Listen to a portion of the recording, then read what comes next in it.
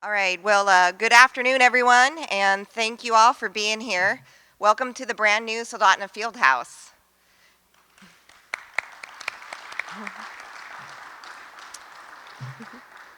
And this is the very first event held in this building, the Kenai River Classic Roundtable. My name is Shannon Martin. I'm the Executive Director for Kenai River Sport Fishing Association, and I'm here today together with Kevin Delaney, our Senior Fisheries Management Consultant, to kick off this year's roundtable. First off, we want to briefly tell you about who we are, what we do, and how we do it, and provide a short list of examples. Thank you. The Kenai River Sport Fishing Association, or CRISA, as you may hear us refer to it throughout the day, was founded in 1984 and has become Alaska's leading sport fishing organization. CRISA is a 501c3 nonprofit with a dedicated board of directors, staff, and passionate members. We advocate and we fight for sport fish and personal opportunity, healthy fish habitat, and the return of Kenai Kings. CRISA has, with your help and partnerships developed, raised over the decades millions of dollars to restore the fish habitat, build fishing access infrastructure, and provided representation in the regulatory process, and much, much more. Kevin? Thank you, Shannon. Thank you all for coming. It's an honor to be here. It's a passion for us, and we're happy to be here speaking with you today. So, Shannon mentioned who we are, and she described that. I want to talk for just a few minutes about what we do, how we do it, and give you a couple examples. We have a process, and we first look to a set of touchstones and to our board of directors. And those touchstones are king salmon, habitat protection, and sport and personal use fishing opportunity. We're maybe the most active sport fishery conservation organization around, but we have limited resources, so we have to pick and choose those things that we get involved in. Again, king salmon, habitat, sport fishing, and personal use opportunities. How do we do it?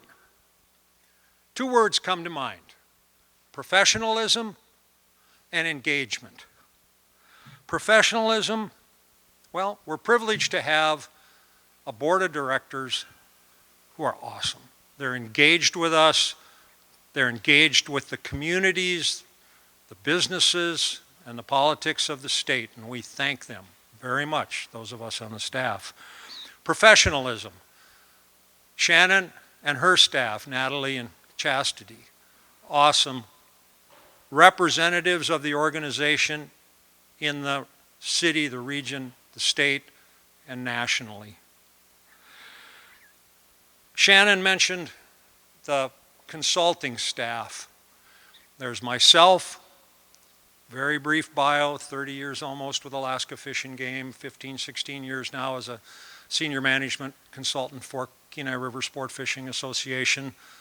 Over those years, I've been really lucky. I've got a trap line of hundreds of individuals that I can just pick up the phone and talk to, and it's very helpful. The other fishery management consultant, who's not a scientist, Reuben Hankey. Now, Reuben, when you see him, he might just go, hey, I'm just a fishing guide. Reuben has attended probably 150 meetings of the Alaska Board of Fisheries. He has nurtured relationships with probably the last 75 members who have served on that board, including the present board. I've got to tell you, I'm a biologist. I was with Fish and Game for close to 30 years. I retired as director of sport fish. Reuben knows more about the fisheries in this state than anybody I've ever met. I mean, if you want to know about geoducks in Southeast or prawns in Prince William Sound or king crab, I mean, it's not just king salmon. Amazing asset. Ray Beamisturfer, who works out of Oregon City, Oregon, is a notable fisheries scientist and provides us with support. We have a government affairs committee. Many of you have met Eldon Mulder. He's on our board of directors as well, but he represents our interests in Juneau.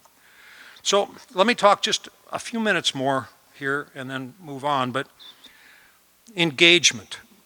For our purposes, we define engagement as a level of involvement, commitment, connection between our organization and any of those stakeholders who also have a place at the table on fisheries issues. Again, back to our touchstone, king salmon, habitat, sport and personal use opportunities. So what have we accomplished? What can we say, hey, you know, we worked on that and it moved the ball? Well, I'm most proud, because it's kind of what I do, in the regulatory development around the conservation of king salmon in the state. This last 30 years since the formation of the organization, we've been working on the Kenai. And of course, we also work with the Mat-Su Fish and Wildlife Commission on issues in the northern inlet. But as time went on, and especially since we're experiencing a decline in the number of king salmon across the entire state, we've began working with Chitina dip netters and the Copper River fishery. We've been down with the Southeast Alaska fishery this past year. We've got proposals in to try to provide more king salmon on the spawning ground in the Nushagak River. That'll come up this winter. So king salmon, that's what I'm most proud of. But it became really obvious to us here on the Kenai way back at the beginning that there were some things that were going to have to be prioritized if we were going to sustain the fishery. And it's a challenge. I mean, we knew that we had to prioritize habitat conservation, which included bank angling and how we boat. And Yamaha was a phenomenal partner then and now in developing strategies to reduce boat wakes and emissions. And we thank them. We thank them for sponsoring this event in part. We knew we needed to regulate the professional guide or industry. It was rapidly expanding back in the 70s and 80s. Shannon's predecessors, and other people from CRISA have worked with others to form the Guide Academy.